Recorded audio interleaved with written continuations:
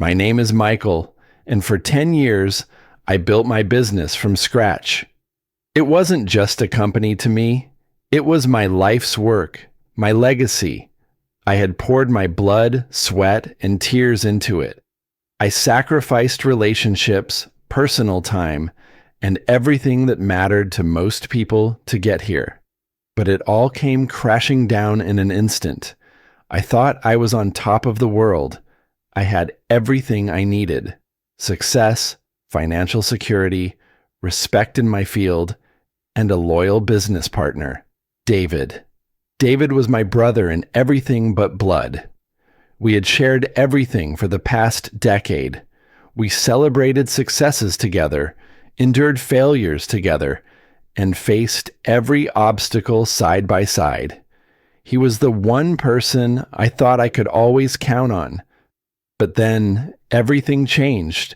It started with a phone call one evening, the kind of phone call that makes your blood run cold. It was David, but his voice sounded distant, almost strained. "We need to talk," he said. At first, I thought it was just another business update, a regular check-in, but the urgency in his voice made me feel uneasy. As soon as I heard those words, I felt a pit form in my stomach. Something was wrong. The moment I got to the office the next day, I knew something had happened. My office, which had always been a buzz of activity, was eerily silent. The humming of the computer and the sound of typing from the other employees was gone. I immediately headed to my desk, but there was something off. I knew it, felt it in the air. My heart raced as I sat down and turned on the computer. As soon as the screen lit up, I was hit with the shocking reality. Our joint accounts had been drained. The company's funds, everything we had built, were wiped out. I couldn't comprehend it. My own business partner, the man I trusted more than anyone, had stolen everything I worked for. The betrayal felt like a gut punch. But what was worse? David was nowhere to be found. No phone calls, no emails, no explanation, just silence. The message from the encrypted file echoed in my mind as I sat there, staring at the screen. "It's time to finish what we started." What could that possibly mean? What had David been planning? My mind spun in circles, but I couldn't make sense of it. This was no longer just a betrayal. It was a conspiracy, a deep, dark web David had woven, and I was tangled in it. I had to confront him. I had to get answers. I grabbed my coat, my heart pounding in my chest. I knew where I had to go next, David's apartment. It was the one place he always went after a long day, a sanctuary where he could be alone. If there were any clues, any answers, I would find them there. When I arrived, I was immediately struck by how quiet everything was. The door to his apartment was unlocked. That wasn't like him. David had always been meticulous, especially about locking up. The door creaked as I stepped inside. "David," I called out, but there was no response. I slowly walked through the apartment, my footsteps echoing in the silence. Everything looked normal, but it felt wrong. The pictures on the walls, the bookshelves filled with old memories, even the sofa where we used to talk about our plans. It all seemed like it belonged to someone else. Something was different. Something had changed, and I couldn't put my finger on it. I moved through the apartment, hoping for some sort of clue, some sign that could explain what had happened. In his study, I found a pile of papers scattered across his desk. They were mostly business-related, contracts, invoices, the usual paperwork. But then something caught my eye. A letter. It was handwritten, sealed with a stamp I didn't recognize. I opened the letter, my fingers trembling. The handwriting was familiar, but the words were chilling. "You know what must be done. You've been a part of this from the beginning. Don't back out now. Time is running out. The letter was signed by someone named M. Lancaster. Who the hell was that? What had David gotten himself involved in? The letter sent a wave of fear through me, and I knew right then that things were worse than I could have ever imagined. The letter weighed heavily on me. Monsieur Lancaster. The name meant nothing to me, but David had been a part of something bigger, something that I had been blind to. How long had he been planning this? How long had he been lying to me? I had to confront him. I had to get answers. I couldn't do this alone. The stakes were higher than just losing the company. This was about something far more dangerous. But where was David? What had he gotten himself into? I couldn't waste any more time. The next day, I went to the investors. They had always been loyal to both David and me, but I knew that if I didn't act quickly, they would be caught in the web David had created. I gathered the evidence, bank statements, transaction records, everything that showed how David had siphoned off money from the company. I met with the lead investor, Roger, and explained what had happened. Roger was furious. He promised to help me take down David, but I knew it wasn't going to be that simple. David had connections, and this was going to get ugly. But there was no going back now. I had to stop David before he destroyed everything. Later that night, David called me. His voice was calm, almost too calm. He apologized for what had happened, claimed he had made mistakes, and that he was going to fix things. But I didn't believe him. I knew him too well. This wasn't just about mistakes. This was about greed, power, and betrayal. But I wasn't going to let him get away with it. The next time we spoke, it would be the last time he could lie to me. The next day, I stood outside David's office. The building was the same. It had always been a symbol of our hard work, our dreams made tangible. But now, it felt like a cage. I had come here to confront him, to demand answers that were long overdue. I was ready for whatever he had to say, but part of me already knew the truth. When I walked into his office, David didn't even look up from his desk. He was sitting behind a mountain of paperwork, as if nothing had happened. It was infuriating. This was the man who had just torn everything we had apart, and yet he was acting like we were still business partners. "David," I said, my voice steady but firm, "we need to talk." He finally looked up, and I could see the flicker of guilt in his eyes, but it was quickly masked by his usual calm demeanor. "Michael, I knew this was coming," he said, standing up slowly. "You've got questions, and I've got answers. But before you start blaming me for everything, you need to listen to the whole story." His words stung, but I forced myself to stay calm. "The whole story? You stole from me. You stole from the company. How could you do that, David? We've been through everything together." David took a deep breath and sat down, gesturing for me to do the same. "I know you're angry, but you have to understand. I didn't want this to happen. I thought I had it under control, but it all spiraled out of control. It was never about the money, Michael." My heart raced as I listened to him speak. What did he mean? What wasn't about the money? "I've been involved in something much bigger," David continued, his voice low. "Something that I didn't have a choice in. The money was just a means to an end. There are things you don't know about, people you don't know about." I shook my head, my mind reeling. "What are you talking about? Who else is involved in this?" David hesitated, then looked at me with a strange, almost sad expression. "I've been working with some powerful people, Michael. People who aren't as forgiving as you and me. I had to do it. Everything I've done, I did to protect you." Protect me? I scoffed. You destroyed everything to protect me? This is madness.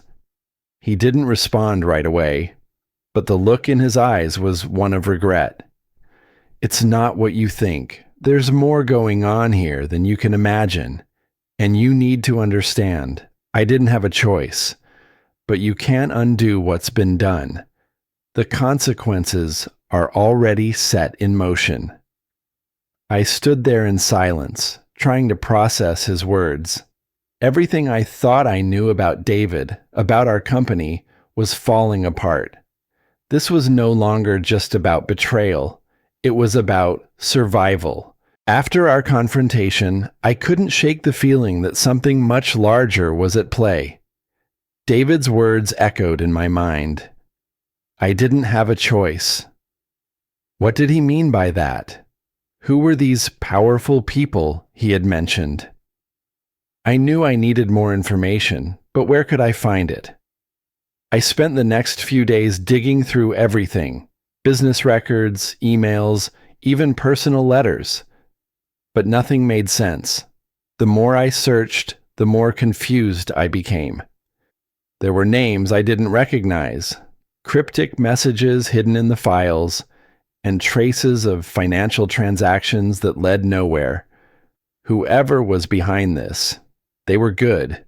They had covered their tracks well, but I was determined to find the truth. I knew David wasn't just a pawn in this game. He was a player. The more I thought about it, the more I realized that he had been hiding something from me for years. There was more to this betrayal than just money. I decided to take a different approach. If David wasn't going to help me, I needed to find someone who could. My first thought was to go to the people who had been close to David over the years, his old contacts, the people he trusted. One name kept coming up in my mind: M. Lancaster. I'd never heard of him before, but David had mentioned him in passing once, years ago. He had said something about Lancaster being involved in the big picture. Now that name felt like a lead I couldn't ignore. I reached out to a few of David's old associates and learned that Lancaster was a powerful figure in the business world. He was known for being ruthless, pulling strings behind the scenes. No one wanted to talk about him, but I could sense that they were all afraid of him. My heart pounded as I made the decision to track him down. Lancaster was the key to understanding what had happened to David and what was happening to me. I couldn't let fear stop me now. I had to find out what David had gotten himself into, even if it meant going up against the most dangerous people in the business world. The search for M. Lancaster took me to a part of the city I had never been to before. An area known for its exclusive businesses and wealthy clientele. I knew I was getting closer. The deeper I dug, the more dangerous the situation became. People started warning me, telling me to stay away from Lancaster, to leave things alone. But I couldn't back down now. I had to know what had happened to my business, to my brother, and most importantly, to the life I had worked so hard to build. It wasn't just about money anymore. It was about justice. It was about understanding the betrayal and taking back control of my own life. As I approached Lancaster's office building, I couldn't shake the feeling that I was walking into a trap. But I had come this far. There was no turning back now. I walked into the sleek, modern lobby, and the security guard gave me a wary look. He didn't stop me, but he didn't welcome me either. I walked past him and headed to the elevator. When the doors opened, I was greeted by a cold, sterile hallway. I could feel my heart racing, the weight of what I was about to do pressing down on me. But I had to face him. I had to get the answers I needed. I knocked on the door, and a voice from inside called out, "Come in." As I stepped into the office, I was met by the man himself, M. Lancaster. He was sitting behind a large desk, his hands folded in front of him. He looked up, and for the first time, I saw the power in his eyes. He wasn't just a businessman, he was a predator.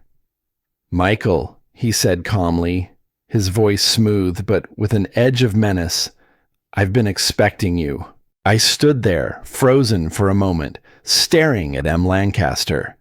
His presence was commanding, his calm demeanor almost mocking in the face of everything I had gone through. The walls of the office seemed to close in on me as he leaned back in his chair, studying me with an unsettling calmness. "You've come a long way, Michael," Lancaster said, his voice smooth like silk. "But you still don't understand, do you?" My pulse quickened. "Understand what? That you're behind all of this? That you've been playing me and my brother for years?" Lancaster chuckled softly, a sound that sent a chill down my spine. "It's not as simple as that, my friend. This wasn't just about you or your brother. It was about something much bigger. You see, David and I weren't just business partners. We were working towards a shared goal, a goal that involved more than just money. It involved power, control, and influence." I felt a surge of anger. "You used us. You manipulated us for your own gain." Lancaster's smile didn't fade. "It wasn't manipulation. It was a partnership that you were never meant to understand." I clenched my fists, barely able to hold back my frustration. "What do you want from me? Why are you telling me all of this?" Lancaster stood up slowly and walked around his desk, his footsteps echoing in the cold, empty room. "Because, Michael, it's over. You've lost. But there's one thing you should know. The truth always comes to light, no matter how hard you try to hide it." The room felt suffocating. I had come here for answers, but I wasn't sure if what Lancaster said was the truth or another lie. His words hung in the air like a weight, heavy and unrelenting. "Then why are you telling me this?" I asked, my voice hoarse. Lancaster paused, his gaze piercing through me. "Because despite everything, you're still my greatest asset. And now, it's time for you to decide. Will you stay in the shadows, like your brother did? Or will you stand up, take back what's yours, and finish what was started?" I took a deep breath, feeling the weight of his words. I had come here seeking justice, seeking answers. But what Lancaster was offering wasn't justice. It was a choice I would have to make alone. As I walked out of his office, I knew one thing for sure. This was far from over. The battle for my company, for my legacy, was just beginning. And this time, I wasn't going to let anyone take it from me.